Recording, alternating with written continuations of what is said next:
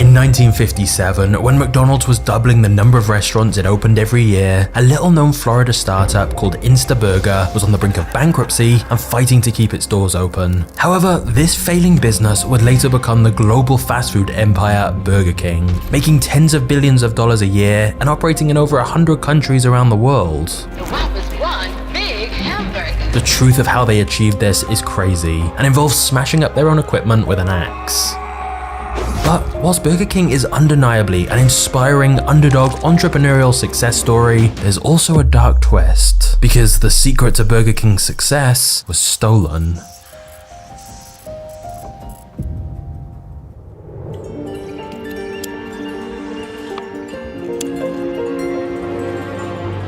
The year was 1952, and the wildly popular car hop craze sweeping across America was reaching its pinnacle. All over the country, people were skipping their traditional home-cooked meal to dine out on cheap hamburgers, greasy fries, and thick shakes delivered to their cars by costumed waitresses in paper hats. Pioneering the fast food movement was McDonald's, a fast food business started by two brothers who'd managed to build a hugely popular restaurant thanks to their unique assembly line style kitchen, which they called their speedy service system. This allowed them to produce large quantities of food very quickly, and as crowds of people lined up to buy their hamburgers, it was clearly a success. However, one day a man named Keith Kramer and his stepfather Matthew Burns paid a visit to McDonald's. They'd been hearing about its popularity and that this hamburger stand was making a profit of $100,000 a year, well over $1 million in today's market, and so they wanted to check it out for themselves. When Keith and Matthew got to McDonald's, it lived up to the hype. They were so impressed with McDonald's streamlined operation that they began researching how they could achieve something similar themselves, as clearly there was a business opportunity to bring this kind of fast food model to other parts of the country, because at this point, the McDonald's brothers just had one single store. However, Keith and Matthew needed a way to figure out how to mass produce food so quickly, and during their research, they stumbled across two pieces of culinary equipment called Miracle Insta machines. The first of these was the Insta Shake machine, which churned out 4 flavors of milkshakes at a rate of roughly 6 per minute, and the second machine was the Insta Broiler oven, which consisted of an automated conveyor system that employed electric heating elements to cook a continuous stream of beef patties while simultaneously toasting an equal number of hamburger buns. After passing through the oven, the toasted buns dropped into a basket while the burgers slid down a chute into a heated vat filled with ketchup, mustard, relish, and special seasonings. The journey from raw beef to sauce-drenched hamburger took just over 90 seconds, meaning the Insta Broiler oven could crank out about 400 burgers an hour. For Keith and Matthew, who were concerned more about volume and efficiency than producing a quality product, this was the perfect answer to McDonald's speedy service system. They made a deal with the inventor of these Insta machines, where Keith and Matthew would have the rights to use them in a new restaurant they were creating in Florida, which they named Instaburger. This was the predecessor to what later became Burger King, but initially they used the name Instaburger instead, as the Insta was a direct reference to the Insta machines that produced the burgers so quickly. So although Burger King today might not like to admit this, there's no doubt that Burger King was heavily inspired by McDonald's. The whole business was started because Keith and Matthew wanted to try and replicate McDonald's fast food burger business. Unfortunately for Keith and Matthew, the Insta Broiler oven they'd bought to mass produce burgers quickly was nowhere near as good as the intricate system McDonald's had created.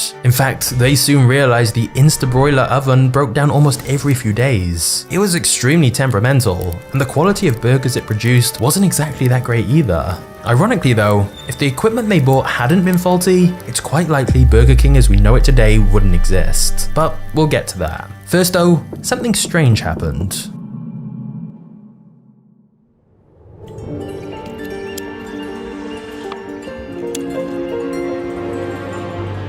While construction of the first Instaburger restaurant was underway in Jacksonville in 1953, Keith and Matthew inadvertently found their first franchisee. David Edgerton was actually in the process of becoming a Dairy Queen franchisee when he stumbled across the half-built Instaburger restaurant that was still in progress. David mistakenly thought the unfinished building was going to become a Dairy Queen, and so he stopped in to chat with Keith and Matthew, thinking that just like him, they were about to become owners of their own Dairy Queen. Of course, Keith and Matthew explained that actually they were building a totally new restaurant chain called Instaburger. But sensing an opportunity here, the Instaburger founders began selling David on their burger concept. They showed him a demonstration of their Miracle Insta machines they'd bought that could produce burgers so quickly, and thankfully, this was a day where the machine worked perfectly. When David saw this, he was amazed. He left Jacksonville believing he had glimpsed the future of dining out, and he wanted to be a part of it. Shortly after, David backed out of his deal with Dairy Queen and contracted with Keith and Matthew to open an Instaburger store of his own, which would be based in Miami. So before the first ever Instaburger restaurant had even opened, they had a franchisee ready to open a second store. But before agreeing the deal, David made a key suggestion: change the company's name to Instaburger King. David even sketched a logo depicting a cartoon king sitting atop a hamburger with an arm wrapped around a giant shake. He left the doodle with Keith and Matthew and suggested they use it for a trademark. And Keith and Matthew immediately liked it. The word King gave the brand a more premium feel, and having a character to associate with the brand made it much more unique than just Instaburger. So when the first store opened its doors in Jacksonville in April 1953, the restaurant featured a sign that extended 12 feet above the roof with the logo and name David had suggested. Instaburger King was officially up and running, and for all intents and purposes, the future looked bright. In fact, 1 year after opening the Jacksonville store, Keith and Matthew began advertising for more franchisees by circulating flyers that claimed Instaburger King was the greatest advancement in food service in the last 50 years. The pitch even suggested that a $20,000 investment in a franchise like theirs could pay for itself in just 1 year. And if you'd seen one of these flyers at the time, you might have believed this really was a great investment opportunity to open one of your own Instaburger King restaurants. Unfortunately, if you had believed that, you'd have been wrong, and you'd have probably lost a lot of money.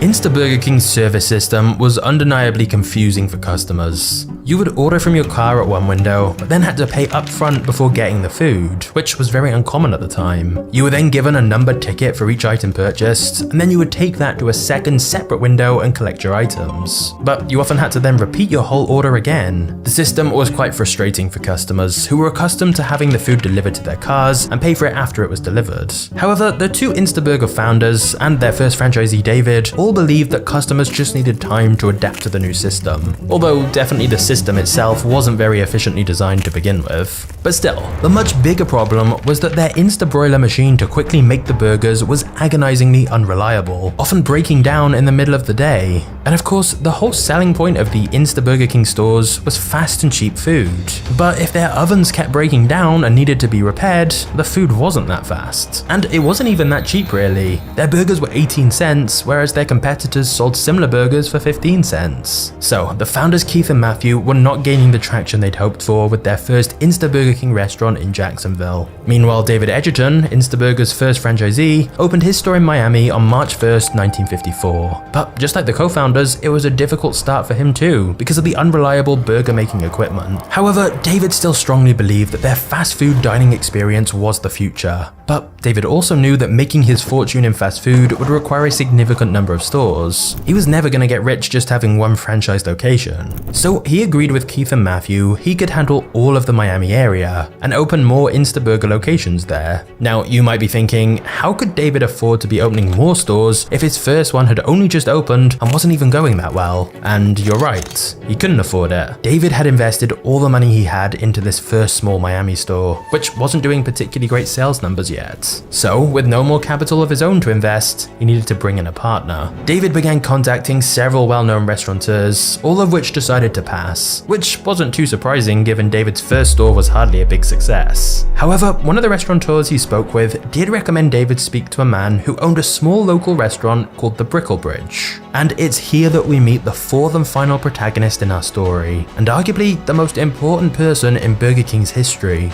James McLemore.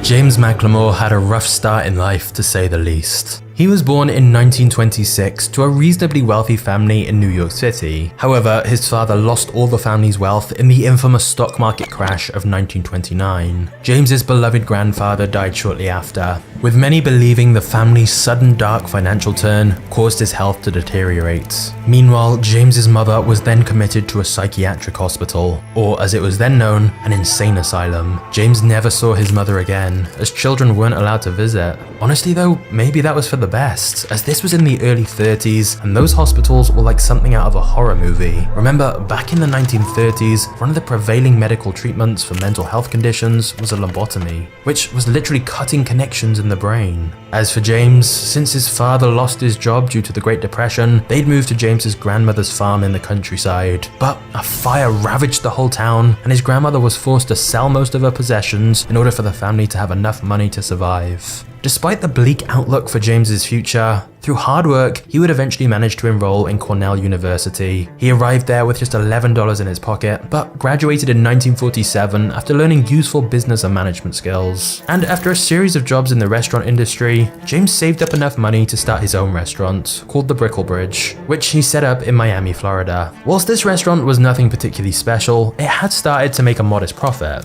However, it was at this point that James got introduced to a man named David Edgerton, the first franchisee of Burgerking. And David had come to pitch James on the idea of going into business with him to open more of these Burgerking stores. Now, David had only been running his first Burgerking store for 3 months at this point, but he explained that he had the rights to open more of these stores all across Miami, and he just needed a business partner to help him. And James was immediately drawn in by the idea of teaming up to open multiple fast food restaurants together. Not only did David and James both get on really well, and were both Cornell graduates, both men also agreed that running a single restaurant wasn't the future they wanted, but instead the more lucrative path was owning a chain of fast food restaurants, and partnering up would be the quickest way to achieve that. Plus, as part of his pitch to James, David estimated his first Burgerking restaurant was generating a profit of 28% of sales, a substantial number for such a small operation. So James almost agreed to come on board right there on the spot. He just asked to take a look at the books to see the profits for himself. Unfortunately, James then discovered that David's strength was neither in accounting nor organization.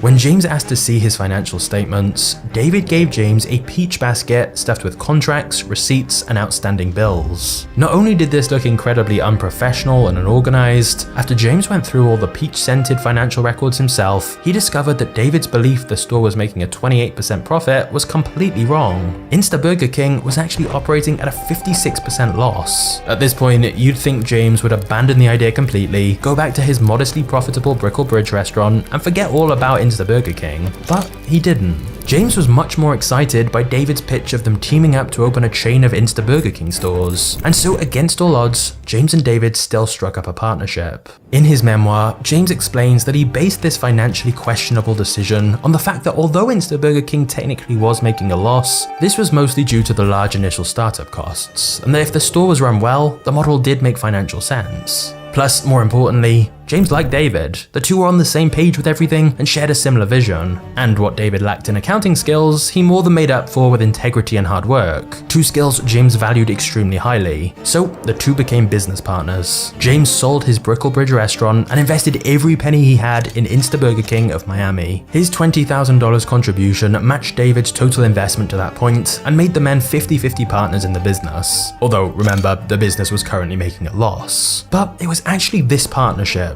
James and David, that would shape the future success of Burger King, not the original founders back in Jacksonville. However, before they found that success, they first had a lot more failures to go through. You see, you may be tempted to think that these two newly minted partners would use James's infusion of capital to pay down the debt on their existing Miami outlet and address the myriad of issues plaguing their operation, like the poor quality burgers, or the Instabroiler ovens that kept breaking, or even the ordering system that customers were unhappy with. But none of that is what they used the money for. Instead, David and James got a bit overexcited about the concept of running multiple stores, and thus they leveraged their capital to open 2 new locations, serving the same mediocre product, intermittently prepared on the same faulty Insta equipment. James later admitted that opening more locations before ironing out their laundry list of operational issues was a critical mistake that pushed the company to the brink of insolvency. The fact that he and David understood this makes their next move all the more confusing. Before we get to the next part of the story, let's be honest here. As much as this video might be making you crave some fast food, too much fast food is terrible for your skin, which is why I'm pleased to introduce today's video sponsor, the Swedish beauty tech brand Foreo. Now, I'll admit, I don't know much about skincare, but what I do know is that I'm always interested in technology that can help improve my life. And Foreo has a wide range of innovative devices for home use to help make looking good easier than ever. For example, their Bare microcurrent device practically gives you a mini facelift from home. Bare is clinically proven to improve skin firmness and reduce wrinkles in just 1 week. In fact, 95% of users report after using this for a little while, their face looks younger and cheekbones look more lifted. So this seems like an ideal gift to buy for anyone who cares about skincare, or maybe even for yourself if you're looking for smoother and healthier skin. Just click the top link in the description below to check it out now.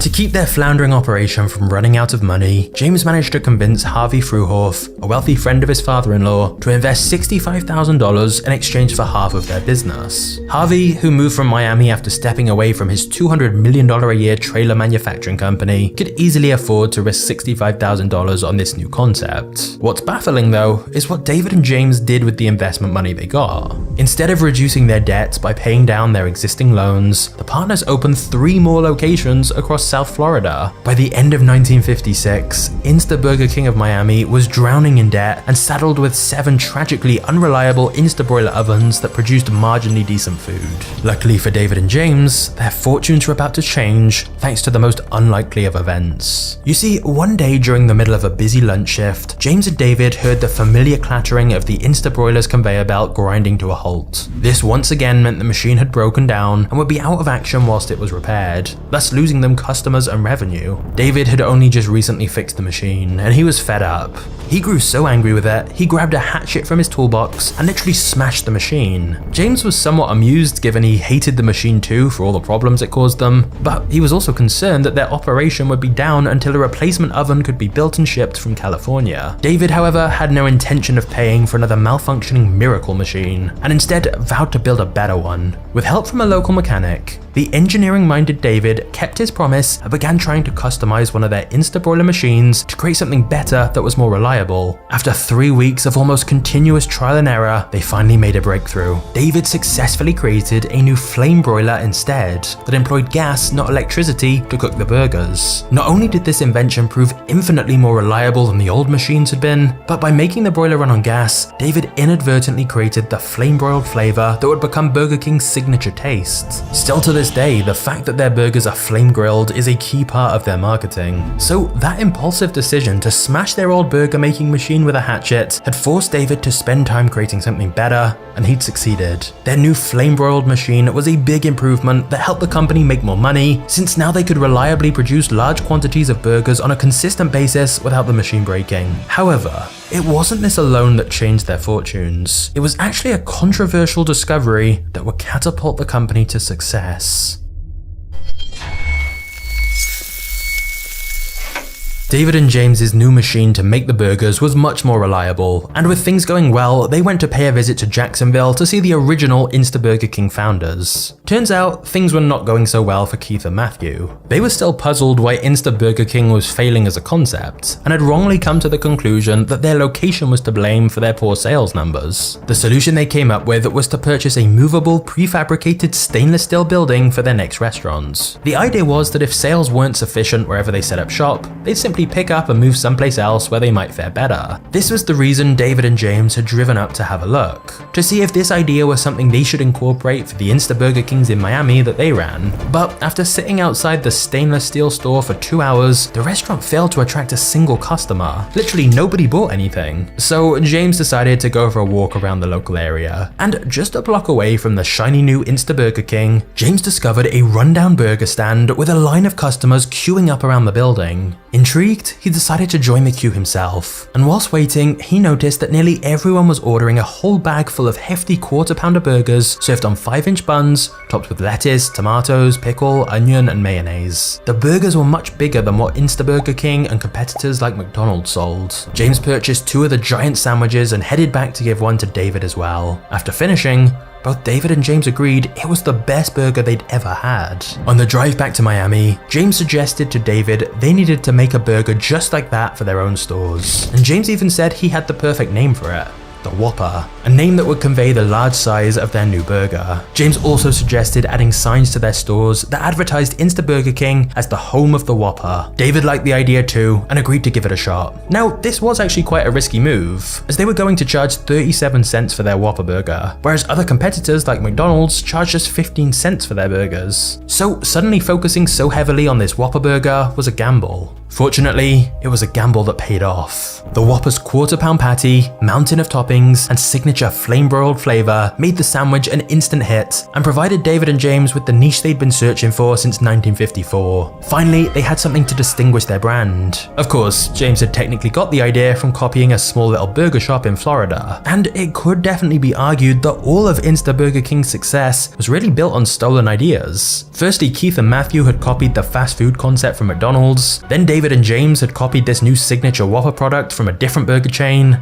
But then again, in business, it's often the execution that matters, not the idea. And within months of becoming the home of the Whopper, Insta Burger King of Miami saw an astonishing increase in sales. And for the first time in years, things were truly looking up for David and James. They had the improved burger making equipment, which was more reliable, a popular product, a niche in the market, and regular returning customers. However, whilst Insta Burger King of Miami was finally turning a profit, Keith and Matthew's original Burger King of Florida continued to struggle. Years of combating faulty equipment and a lack of direction from them as company founders put them in a difficult financial situation. Eventually, Keith and Matthew followed in their franchisees' footsteps and started flame grilling the burgers instead of using the Insta machines, but it was all a little too late. Keith and Matthew didn't have the same success with their stores and ended up defaulting on their loans. So whilst Insta Burger King in Miami was flourishing, the original Insta Burger in Florida was going out of business.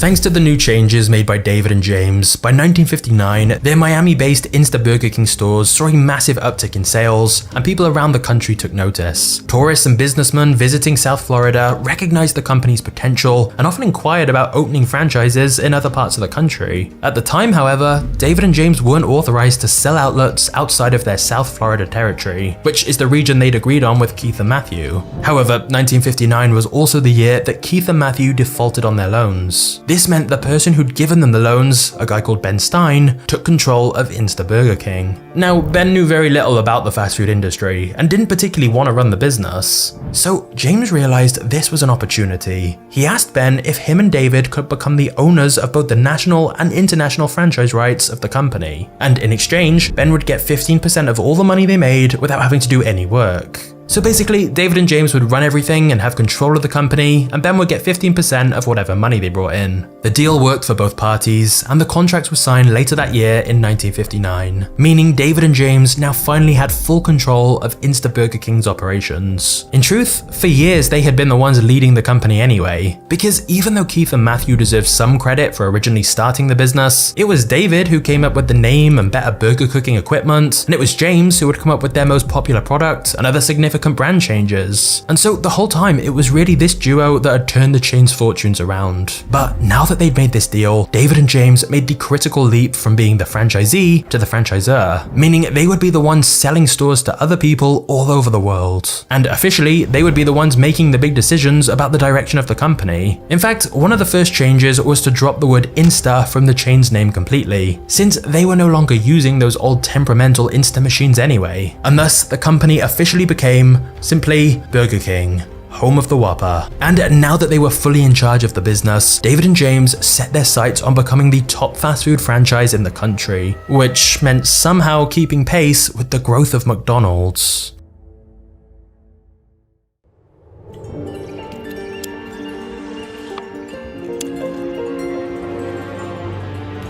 In 1962, Burger King opened 7 new stores and posted an after-tax profit of $73,058. By comparison, McDonald's opened 107 new locations and turned a profit of $439,310. Clearly, there was a big gap to make up. But by 1965, Burger King closed that gap to 2-1 and was on pace to net $750,000 the following year. James estimated that they were roughly 3 years behind McDonald's in scale, but as far as growth, they were matching the pace that the industry leader had set. And by some metrics, such as new store openings, they were even gaining ground. James got excited, thinking they might actually be able to catch McDonald's in a few years and become number one. Then, everything changed.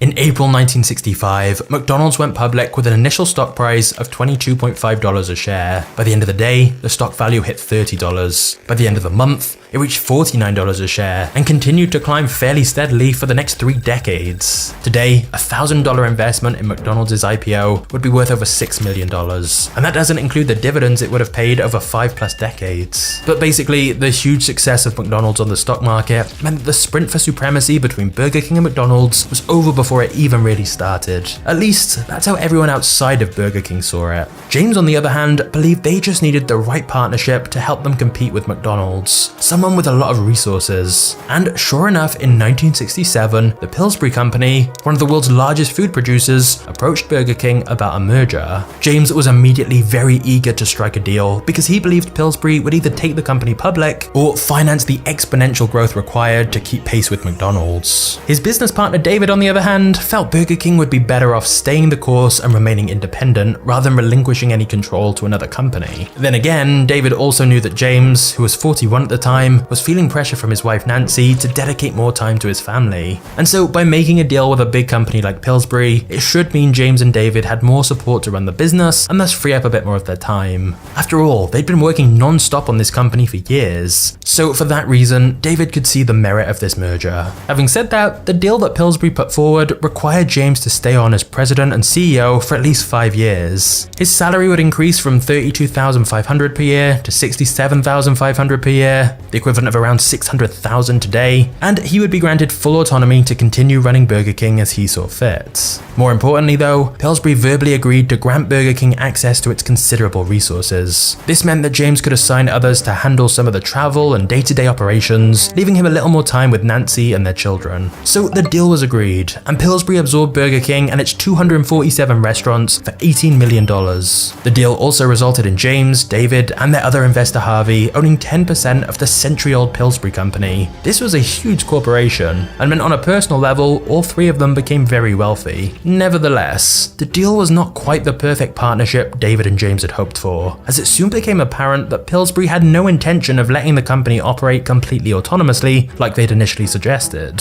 They became quite actively involved in decisions Burger King was making. As a result, on August 21st, 1969, David actually resigned from Burger King and the Pillsbury Company. He remained in the restaurant business for the next half-century, developing new concepts and investing in other franchises, including several competitors to Burger King. James, on the other hand, stayed with Pillsbury for longer and kept pushing them to either take Burger King public or restructure their franchise model to more closely resemble McDonald's. Unfortunately, Pillsbury's board was unwilling to take the same risks that Ray Kroc had with McDonald's. In fact, Pillsbury felt Burger King's growth had been too rapid, allowing their franchisees to become overly independent. As a result, they chose to pump the brakes and slow growth until the franchisee situation was resolved. For context, in 1968, the year after the merger with Pillsbury, McDonald's opened 109 restaurants, whilst Burger King opened 108. But by 1972, McDonald's was opening a new store every day, whilst Burger King's number dropped to 91. Disappointed with the slower growth approach Pillsbury was taking with the company, James stepped away after his contractual 5-year commitment. Although he would remain a consultant and brand ambassador for Burger King until his death in 1996. At the time of James's retirement in 1972, the number of Burger King restaurants in operation around the globe had nearly tripled from what he and David sold to Pillsbury just 5 years earlier. So there's no doubt that the company had continued to be successful. But Pillsbury's plans for steady growth didn't quite match the huge ambition and expansion plans James and David had had. And to be fair to Pillsbury, there was a reason for their caution. By expanding quickly, it meant Burger King hadn't been able to carefully monitor all of their franchise locations. And as a result, the experience you got in one Burger King store was very different to that in another Burger King store. And Pillsbury wanted to make everything more consistent. So they began a plan called Operation Phoenix. And it all began when they managed to poach a high-ranking executive from McDonald's, a guy called Donald Smith, who would go on to initiate several key changes to Burger King using lessons he'd learned from his time at McDonald's. For example, Burger King began buying more of the land that Burger King stores were built on, so they could lease this to franchisees, thus giving Burger King more control and creating an important new revenue source. Donald Smith also broadened the menu, created new store designs, standards and helped standardize the look and feel of all Burger King restaurants. The changes were undeniably successful and helped set a solid foundation for future growth. However, since the Pillsbury merger in 1967, ownership of the Burger King Corporation has passed between numerous different investment firms, some of which did push for faster expansion. For example, in 2002, TPG Capital purchased Burger King for $1.5 billion and took the company public in 2006. The stock sale generated $425 million in revenue, the record for an IPO of a US-based chain restaurant. In 2009, its best year ever, Burger King posted revenue of $2.54 billion from 12,078 outlets worldwide. Over the next decade, that number climbed over 19,000. Then in 2010, 3G Capital purchased a 31% stake in Burger King for $3.26 billion, eventually merging the company with Canadian coffeehouse giant Tim Hortons to form Restaurant Brands International, which is the current parent organization of Burger King at the moment. Estimates of Burger King's present value vary widely between about $7 and $10 billion. However, whilst Burger King's owners and parent company has changed many times over the years, there is no denying that the foundation of this fast food empire was laid by James and David's relentless determination. Still to this day, decisions they made back in the 50s, like the introduction of the Whopper, have played a pivotal role in helping the company expand into so many new locations. Whilst the original co-founders deserve some credit too, it was really James and David that transformed the company from a failing restaurant into a success, by gambling literally all of their money on the business and going all in on it. But there is one company that made a much bigger gamble. Have you heard the insane story of FedEx, and how the founder quite literally bet the company's remaining money in a casino to try and save the business from bankruptcy? If you haven't yet seen this, you're gonna want to check it out right now by clicking the thumbnail on screen. I hope you enjoyed the story of Burger King, and I'll see you in the FedEx video in just a second. Cheers.